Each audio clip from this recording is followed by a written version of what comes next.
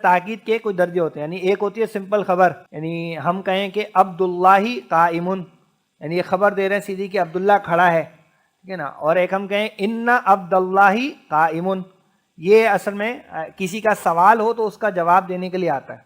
यानी यहाँ कोई पूछ रहा हो कि हल या आ अब्दुल्लाही काइमुन, तो उसका जवाब देंगे इन्ना अब्दुल्लाही काइमुन। और इन्ना के साथ ये जो लाम आ जाता है, ये आता है जब अगला जो है वो मुनकिर हो किसी बात का, यानी वो मजीद है कि नहीं अब्दुल्ला तो बैठा है, लेकिन अब उस मुनकिर का रद्द करने के लिए जब आप जवाब देते हैं तो इन्ना और ला दोनों आते हैं।